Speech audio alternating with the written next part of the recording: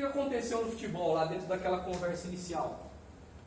As pessoas começaram a perceber o seguinte, o Jorginho deve ter passado por isso na carreira dele.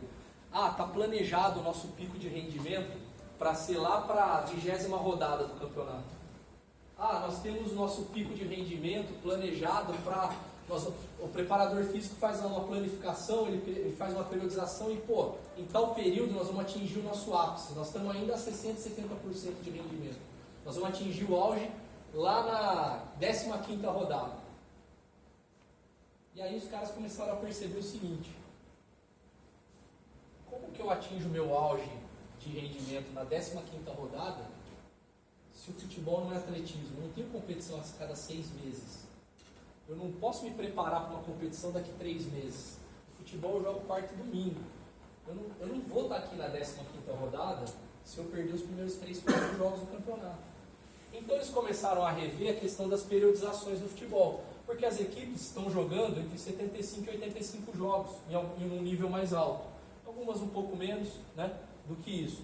E eles perceberam que eu precisava criar uma metodologia que eu ficasse o ano todo melhorando o meu rendimento, fosse capaz de melhorar o meu rendimento permanentemente. E aí começaram a surgir algumas metodologias. Eu vou falar de 2 delas aqui rapidamente. Uma foi a periodização tática, que ela parte do princípio que é o seguinte: na tradicional eu tenho um pico de rendimento, em seguida eu não sustento, eu tenho uma pequena queda para voltar a ter um novo rendimento alto, pensando na perspectiva física da equipe, tá? Porque a periodização tradicional ela é uma periodização física.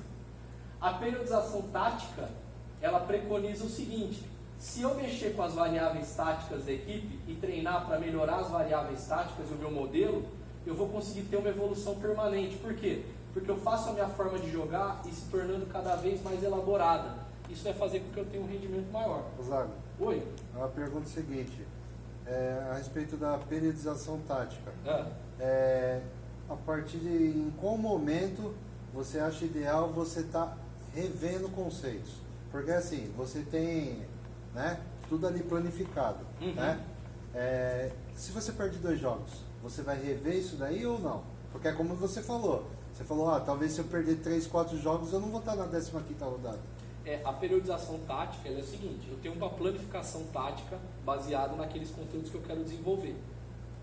Tá? Eu já vou falar porque na verdade eu tenho algumas críticas da periodização tática. Sim, então, né, eu tenho uma planificação a tática daquilo que eu quero desenvolver. Sim. Mas aquilo, ele tem um plano geral para que eu me desenvolva em geral. Mas eu tenho dentro dela sessões para eu fazer os ajustes estratégicos de correção. Então, por exemplo, eu perdi o jogo no domingo e meu time representa terça-feira e eu jogo quinta, por exemplo. Vamos imaginar isso.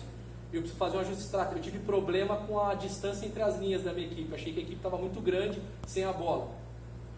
Isso não vislumbra essa semana trabalhar esse conceito, porque eu achei que já estava incorporado. Faz parte, eu preciso fazer um treino disso. Ela tem que servir ao processo, e não o contrário, o processo servir a metodologia. A metodologia tem que servir ao processo de desenvolvimento da equipe. E aí eu crio uma sessão para desenvolver aquele conteúdo. Eu abro mão. O que eu não posso é não ter uma programação. Eu nunca sei o que eu vou fazer, vai ser sempre dependente. Então, dentro da periodização tática, eu levo em conta a periodização total, e dentro da periodização de jogo também, mas eu faço balanço periódico, jogo após jogo, para definir os conteúdos de treino, porque eles têm que ir sendo ajustados. Sim. Eu tenho uma expectativa, Marcelo, daquilo que eu vou desenvolver, mas eu não tenho uma certeza daquilo que eu vou desenvolver. Meu grupo pode não responder, pode demorar mais tempo, pode demorar menos tempo, e aí eu não preciso mais ficar naquele conteúdo e já pensar num próximo.